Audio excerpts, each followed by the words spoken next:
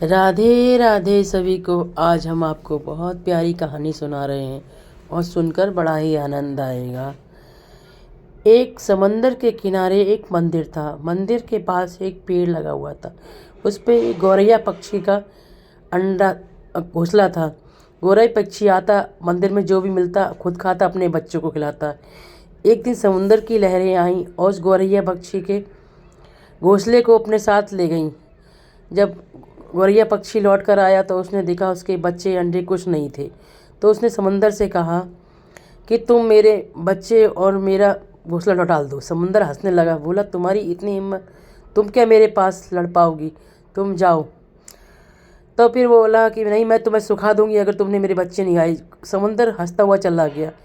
उन्हें कैसे फिर गौरैया पक्षी लेती और रोज़ अपने हाथों से चोंच में पानी भरती डालती। ऐसे करते करते 2 दिन हुए। फिर और बहुत सारे पक्षी इकट्ठे हो गए। इस प्रकार लाखों करोड़ों की संख्या में पक्षी समुद्र में से पानी लेते, दूसरी जगह डालते।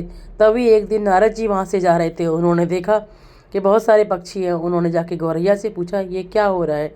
तब उसने बताया कि मेरे बच्चे इस समुद्र में चले गए, मैं इनसे कह रही हूँ वापस कर दो, ये वापस नहीं करते, मुझे अपने बच्चे वापस चाहिए। नारद जी को दया आ गई। उन्होंने सोचा सब कुछ नारायण जी कर सकते हैं।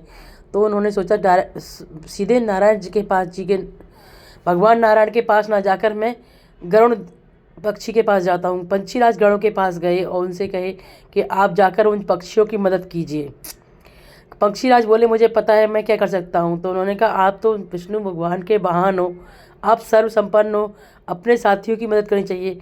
फिर गरुड़राज पक्षी विष्णु भगवान के पास गए और उन्हें पूरी कहानी बताई। किस प्रकार एक गौरैया चिड़िया के बच्चों को समंदर बहा ले गया जो वापस नहीं कर रहा है।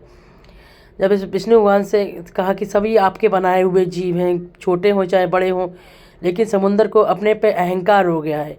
विष्णु भगवान नारायण भगवान ने कहा ठीक है, मैं अब उनसे समुंदर से आदेश करूँगा कि वह के बच्चों को छोड़ दे। उन्होंने अपने हाथ से सुदर्शन चक्र को आदेश दिया कि जाओ तुम 12 के सूर्य बनकर समंदर को सुखा दो। उनके भगवान विष्णु के हाथों से चक्र गया और 12 के सूर्य की तरह चमकने लगा। उसमें इतना प्रकाश, इतनी गर्मी हो गई, 12 सूर्य एक साथ प्रकट हुए पृथ्वी पर। धीरे धीरे समुंदर का जल सूखने लगा और पृथ्वी का आकार बढ़ने लगा और पक्षी मरने लगे। अब समुंदर त्राहिमाम त्राहिमाम चिल्लाता हुआ आया। तब नारायण भगवान के पास बोला, प्रभु ये क्या हो रहा है, अगर समंदर खत्म हो जाएगा तो सभी जीव जंतु मर जाएंगे, कैसे रह पाएंगे।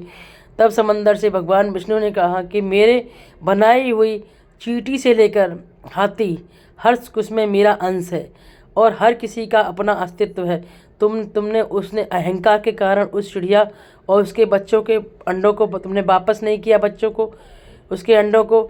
इस कारण उसकी विश्वास देखो, उसकी शक्ति देखिए।